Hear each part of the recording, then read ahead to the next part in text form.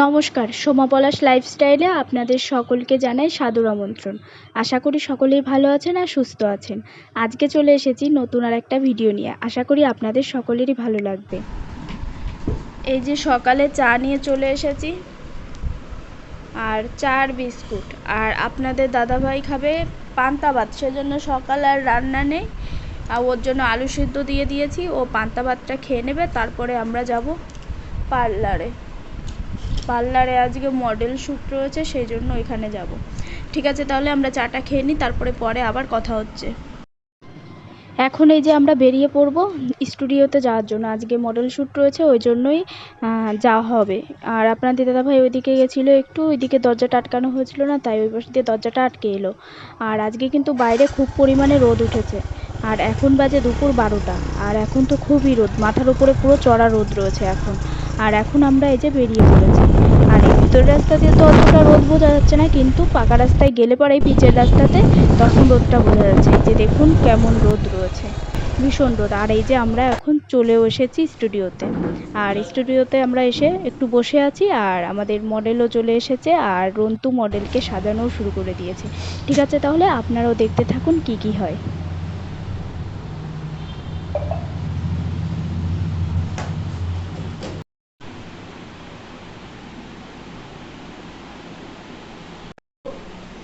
এই যে ছোট ছোট করে কেটে দে, পুরো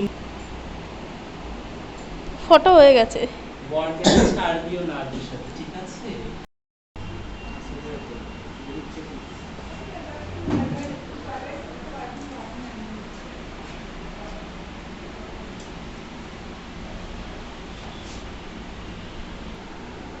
আমার শাটার নীল কালার ছিল বাজে কত?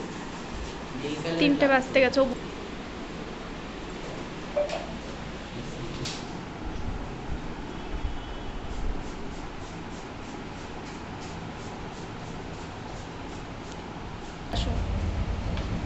আদা আদা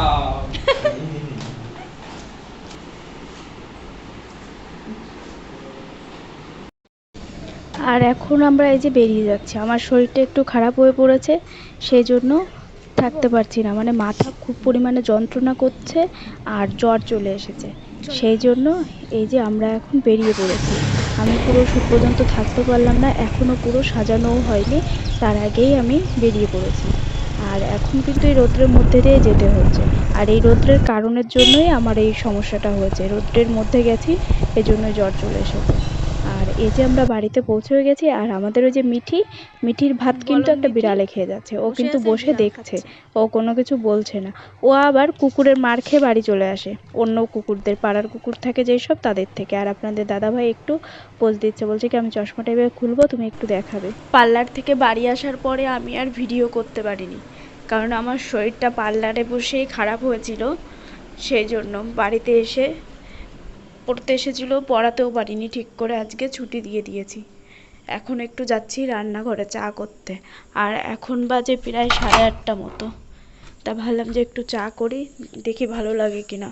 আর শরীরটা ভীষণ খারাপ হয়েছে, জ্বর এসেছিলো পার্লারে বসেই, তার জন্য বাড়িতে চলে আসতে হয়েছিল আমার, বেশিক্ষণ থাকতে পারিনি। আর এই যে বাসনও মাজতে পারিনি, এখানে এই যে বাসন রয়েছে, আপনাদের দাদাভাই ভাত খেয়েছিল, সেই বাসনও আমি মাজতে পারিনি।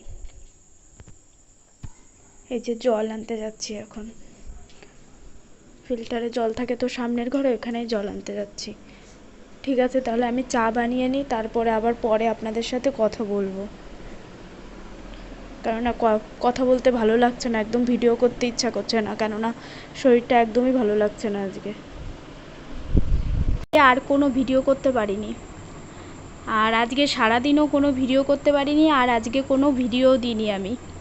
আজকে মানে সারাদিনও জ্বর ছিল, আর আগের দিন রাত্রে তো ভীষণ জ্বর ছিল, সেই জন্য আমি আর কোনো ভিডিও করিনি। আর আমি নিচে ভাত বসিয়ে এই যে উপরে ফোন চার্জে বসানো ছিল, ফোনটা নিতে এলাম, যে আজকে আগের দিন তো সেই সন্ধ্যা পর্যন্ত ভিডিও করেছি, তাহলে আজকে রাত্রে আবার ভিডিওটা করে নিই, তাহলে একদিনের ভিডিও পুরো হয়ে যাবে, সেই জন্য। ঠিক আছে, তাহলে নিচে যাই, চলুন।